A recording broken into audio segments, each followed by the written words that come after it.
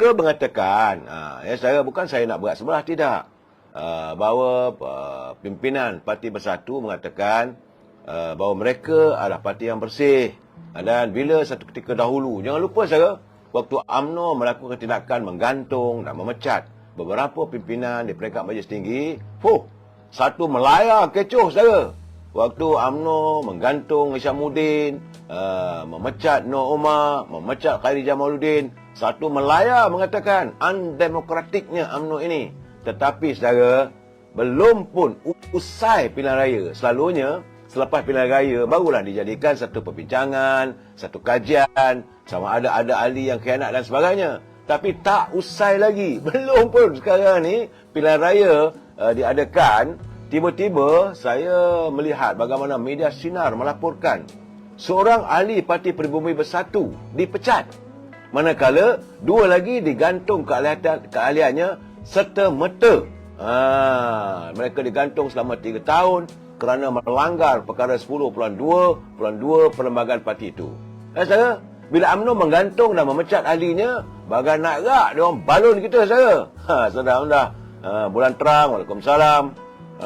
Jadi menurut Susah Agung Bersatu, Datuk Seri Hamzah Zainuddin, katanya perkara itu diputuskan dalam mesyuarat Majlis Pimpinan Tertinggi pada hari Rabu lalu.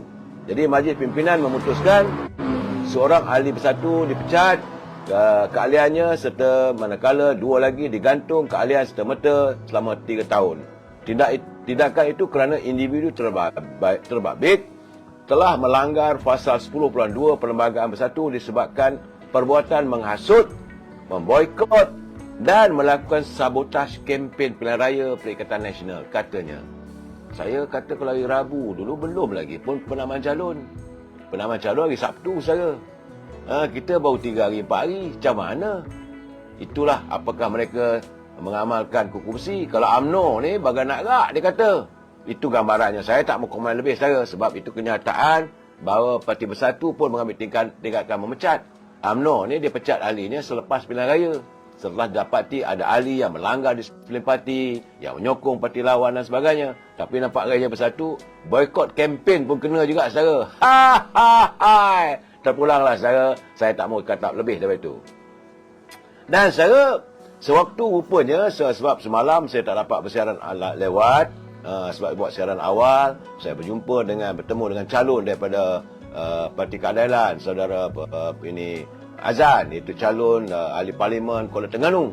Jadi saya dapat mengulas lagi, tapi rupanya pada hari penamaan calon 2 hari lalu, saudara, seorang remaja berusia 14 tahun, dia merupakan antara 2 suspek kerana ditahan selepas disyaki menerbangkan drone berhampiran pusat penamaan calon. Ketua Polis Kelantan, Datuk Muhammad Zaki Harun, berkata kes pertama berlaku di Pusat Penamaan Calon Kolej Vokasional di Pasir Mas, di Bunut Susu pada jam 9.45 pagi. Jadi setelah itu anggota polis telah mengarahkan suspek berusia 55 tahun untuk menurunkan drone tersebut. Polis kemudian bertindak merampas satu unit drone. Getihnya saudara, untuk menaikkan drone, tambah-tambah lagi kalau orang ramai, itu satu kesalahan. Saya dah bagi pesanan dulu, tapi anda buat juga, tanggunglah sendiri. Bagaimanapun, dalam waktu ini, Datuk Saudara Muhammad Zaki berkata, kes kedua dilaporkan berlaku di Pusat Penamaan Calon Institut Pendidikan Guru Kampus Kota Baru di Pengkalan Cepa, kawasan saya duduk sekarang ni, saudara. Itu kira-kira jam 10.03 pagi. Ketika kejadian, seorang remaja berusia 14 tahun dikesan sedang menerbangkan drone di kawasan kejadian, dan polis telah mengarahkan supaya drone tersebut diturunkan. Saudara faham ni? Kemudian kedua-dua kes tersebut dirujuk kepada pihak berkuasa penerbangan awam. Pihak CAM telah dihubungi bagi tindakan lanjut di bawah Peraturan 140 Peraturan Penerbangan Awam 2016. Saya kalau nak main drone tu di tepi pantai, rendah-rendah boleh saya. Boleh juga untuk permainan, tapi bukan drone yang besar. Kalau menerbangkan drone yang besar, kena mendapat kelulusan dari Jabatan Penerbangan Awam. Malah kadang-kadang ia mengganggu. Tambah-tambah lagi kalau anda bermain drone di persekitaran kawasan lapangan terbang, saudara. Ya. Baik, saudara. Itu tentang kejadian-kejadian yang tak diingini semasa penamaan calon.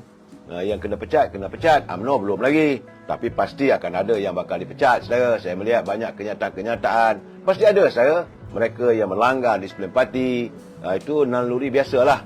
Walaupun UMNO telah melakukan pembersihan, tapi masih ada lagi saki baki musang berbulu ayam dalam parti UMNO. Selamat nasib, Waalaikumsalam. Dia bagi salam untuk semua, saudara. Ya, saudara Syed Abdul Hakim, dia kata sekarang ni $1 pun untuk $1 Singapura sudah RM3.40. Tidaklah sampai RM3.60 dan sebagainya.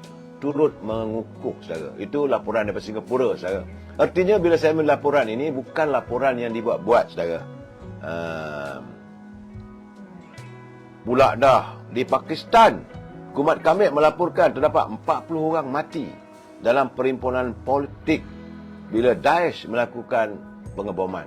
Saya nampak sekarang, saudara, dalam akhir-akhir zaman ini, dunia politik semakin ganas, saudara. Itu keadaannya.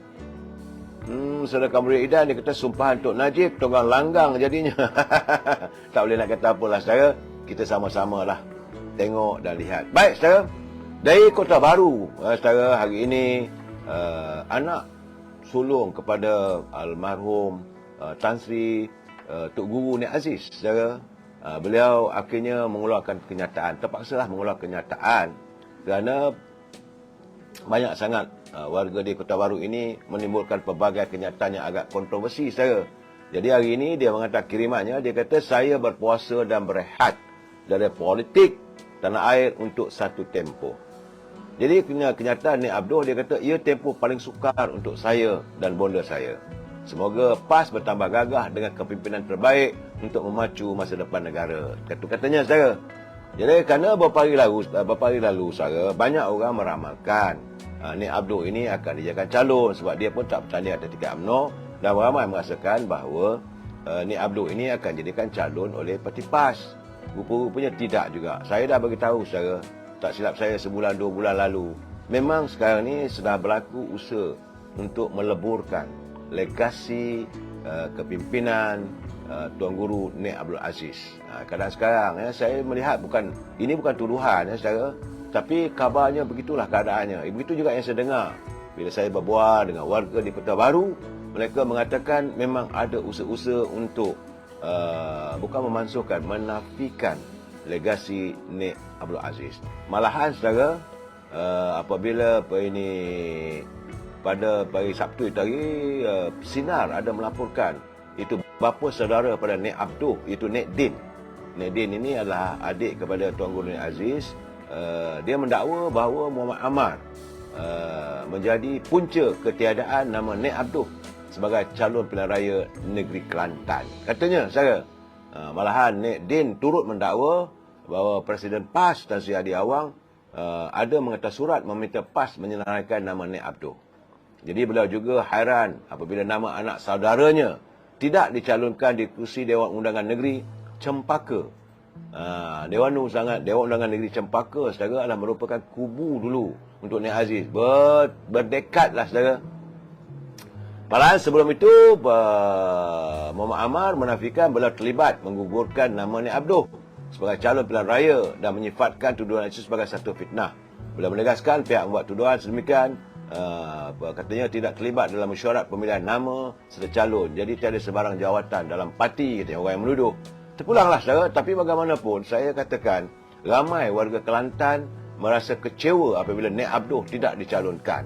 Dan seolah-olah apabila mereka merasakan seolah-olah legasi Nik Aziz ini cuba diketepikan, artinya, saudara, di Kelantan ini mungkin berlaku sesuatu perubahan yang agak mendadak. Saya tidak boleh meramalkan lebih daripada itu, saudara. Jangan kita buat kerja Tuhan. Tapi laporan yang saya terima di Kelantan ini, ruangnya begitu meyakinkan bahawa calon-calon daripada UMNO, daripada Parti Keadilan, saudara, menampakkan bahawa kemungkinan mereka mampu untuk meraih kejayaan. Malahan, saudara, di sini pun, saudara, di kawasan